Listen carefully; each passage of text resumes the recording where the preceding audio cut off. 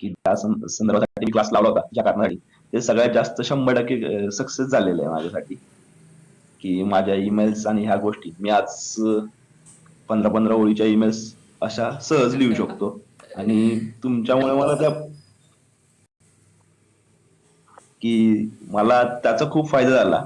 मी काही गोष्टी बऱ्याच वेळा ऑफिसमध्ये मराठीत लिहून घेतलेल्या आहेत आणि त्या ट्रान्सलेट करून, की काही शब्द करून मी त्या ईमेल्स लिहिलेल्या आहेत आत्तापर्यंतच्या, किंवा आता क्लास नंतर सुद्धा बऱ्याचशा गोष्टी आता मी, की मला सर्च करायची वेळ पडत नाही, मी पडत नाही. डिरेक्टली लिहू शकतो. आणि व्हेरी नाईस.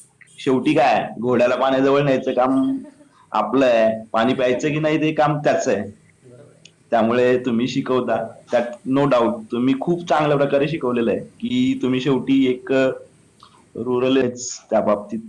लकी आहो की कुठेतरी बाबा आम्ही थोडंसं काहीतरी असेल आमच्यावरती देवाचा आशीर्वाद म्हणून तुम्ही भेटलात. कारण मी फर्स्ट टाइम कुठला तरी इंग्लिश स्पोकन इंग्लिश क्लास लावलाय. याच्या आधी कोणताही क्लास लावला नव्हता.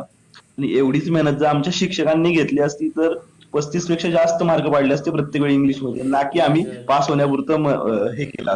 एकदा पाहिलं असतं. बरोबर. गुड. ओके, माधुरी मॅम, तुमचा अनुभव काय सांगतो?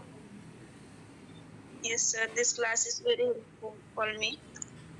I have learned too much new things and which was unknown for me. अशा खूप साऱ्या कॉन्सेप्ट्स आहेत ज्या आजपर्यंत कोणीच सांगितलेल्या नाहीयेत नाही. किंवा कुठल्याही पुस्तकामध्ये पण नाहीये. माझ्याकडे 2-3 पुस्तकं पडून आहेत अशी. पण अशी एकतर प्रत्येक कॉन्सेप्ट त्यात नाहीच आहे. प्लस ज्या आहेत त्या पण अर्ध्या पानाच्या वर तर नाहीत आणि मल्टिपल एक्झाम्पल्स तर कुठल्याच बुकमध्ये.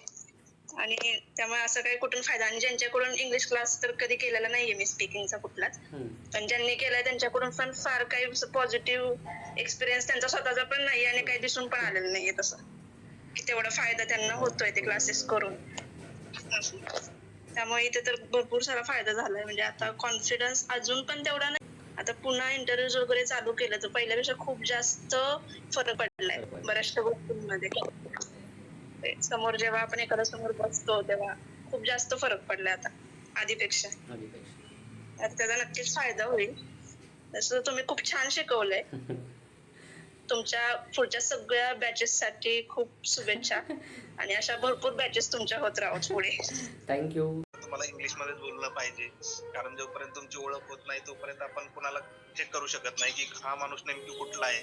आणि तो जर सिनियर असेल किंवा मग तिथं थोडस एक असतं की भीती मनामध्ये, की जर आपण इथं याच्या बरोबर इंग्लिश मध्ये नाही बोललो तर मग कसं काय करायचं. त्यावेळेस मला खूप हेल्प झाली ज्यावेळेस मी सरांचा क्लास त्यावेळेस करत होतो त्यावेळेस, आणि मी चांगलं कम्युनिकेशन करू शकलो. टीम्स मीटिंग झाल्या, मला प्रेझेंट पण करायला लावलं होतं माझं सगळं. म्हणजे मी आतापर्यंत काय केलंय, माझा एक्सपिरियन्स, माझं एक थोडंसं काम होतं सिनियर कडे, आणि मी त्यांना म्हणजे डायरेक्टली कॅन मध्ये विचारलं होतं. म्हणजे जो कॅनचा यूज होता ना, आपण सिनियरला नाही करू शकत, तो मी केलं होता. आणि मला त्या मॅडमने रिप्लाय दिला होता की येस सर म्हणून. आणि मी खूप विचार करत होतो की मॅडमने असा का रिप्लाय दिला, मला सर का म्हटल्या, म्हणजे त्या सिनियर असून सुद्धा मला सर म्हटल्या. पण ज्यावेळेस मी कॅनचं सरांनी यूज सांगितला कसा करतात आणि कसं, त्यावेळेस तर बऱ्यापैकी अशा छोट्या छोट्या गोष्टी आहेत ज्या की आपल्या डेली रुटीन मध्ये इम्पॅक्ट करतात.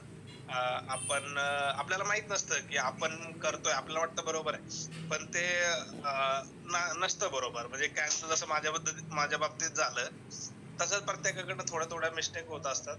तरी सरांनी एकदम छोट्यातल्या छोट्या गोष्टी आणि बेसिक, म्हणजे सर तुम्हाला खरं सांगू ईमेल रायटिंग मध्ये ना खूप जास्त हेल्प झाली. तुम्ही ह्या ज्या छोट्या छोट्या गोष्टी सांगितल्यात ना, याच्यामध्ये ईमेल रायटिंग, कारण आम्हाला ह्या सगळं ईमेल वरती असतं आणि त्यामध्ये ईमेल रायटिंग माझं खूप चांगल्या पद्धतीने सुधारलेलं आहे.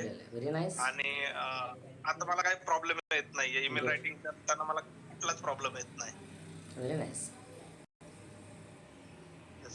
हा माझा एक्सपिरियन्स आहे. आणि याच्यामध्ये सरांचे खूप हा माझा एक्सपिरियन्स आहे. आणि याच्यामध्ये सरांचे खूप खूप आभार सर. तुम्ही एकदम छोट्यातल्या छोट्या गोष्टी, कारण मी खरं सांगतो, मी बाहेर पण बघितलेले आहेत भरपूर सारे असे लेक्चर्स आहेत जिथं की ह्या गोष्टी क्लिअर नाही केल्या जात. तुम्हाला फक्त जो पोर्शन असतो टेन्स असतात आणि बाकीच्या गोष्टी असतात, त्याच गोष्टी तुम्हाला शिकवल्या जातात. बाकीच्या गोष्टी तुम्हाला सांगितल्या नाही जात. पण सरांनी छोट्यातल्या छोट्या गोष्टी सगळ्या एक्सप्रेस चांगल्या पद्धतीने केल्यात आणि त्या आपल्याला मराठी भाषेतनं समजावल्यामुळे आणखीन जास्त समजतात सर. आलाय. आणि मेन म्हणजे बेसिक म्हणजे इज बेसिक कधी वापरायचं, वॉज कधी वापरायचं, डू डज हे कळत नव्हतं. आता बऱ्यापैकी म्हणजे यूज करतो आणि बोलतो. कॉन्फिडन्स लेवल वाढलेला आहे. टेन्स तर वाक्य करू शकतो क्रिएट आपण. कॉन्फिडन्स आलेला आहे आता.